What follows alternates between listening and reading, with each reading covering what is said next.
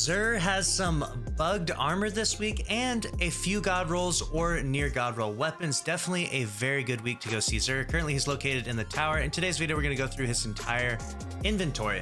First up we have the Cold Heart exotic trace rifle. I haven't seen anyone use this in quite a while, but it's probably not too bad overall. Trace rifles are decent right now currently in the sandbox. Next up we have the Wormhusk crown with 17 mobility, 26 strength. Usually I don't go with high strength for most hunter builds because you can just dodge near enemies and get your melee back instantly.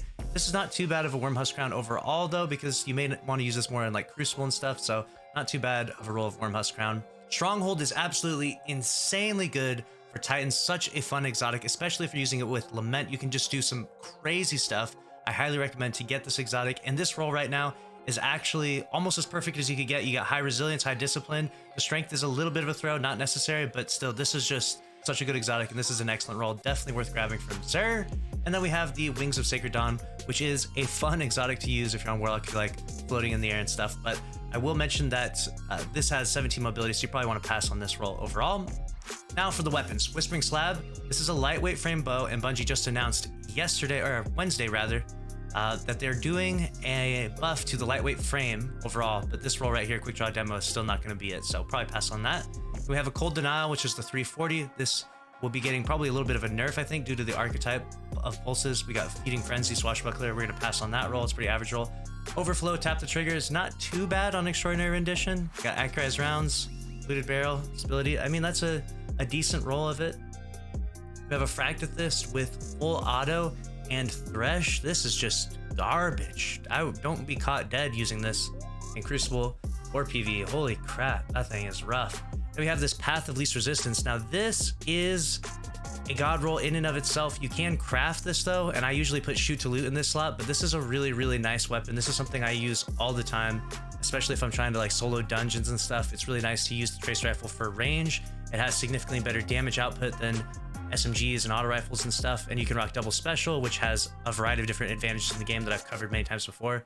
So this is definitely worth grabbing if you're a new player or if you haven't crafted the Path of Least Resistance already. This thing is very nice. Stats for all, one for all, perfect synergy. That's definitely a nice weapon to just pick up from Xur if you don't already have it.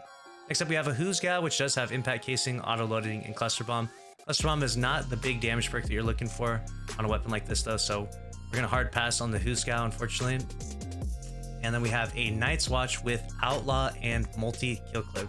Multi-Kill Clip's not too bad of a perk in PvE, but this does get explosive payload and does get rapid hit in this column. And Shawhan actually offers a near perfect god roll of this already, so most of you probably already have that roll sitting in the vault, so we're going to pass on that roll of the Night's Watch. This week's armor is the Catch Killers set, and it's all just trash for some reason. It's bugged. It's 55 stats, 57, 52, 58, I don't know what it is, but different sets seem to have different stat differentiations, and so this week for Titan Hunter and Warlock, all the armor's trash. Legendary wise, do not grab any of it. You'll be wasting your shards. As far as exotics go, Xur brought the good stuff this week, just like he did, I believe, last week with this Hawkmoon that has Eye of the Storm. Now there is the rangefinder Hawkmoon, there is the opening shot Hawkmoon.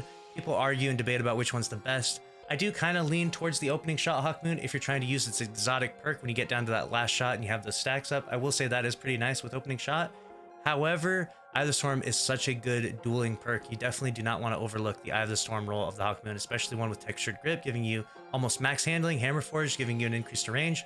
This is a really nice roll. Some would argue that this is the god roll of the Hawkmoon. And the DMT is here as well.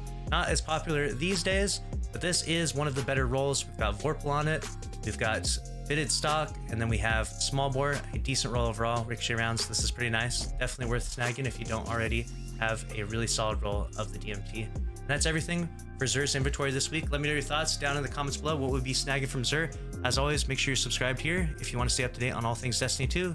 Click on the screen now if you want to watch another video from this channel, and I'll see you over in that video. As always, thanks for watching. See you in the next one. Later.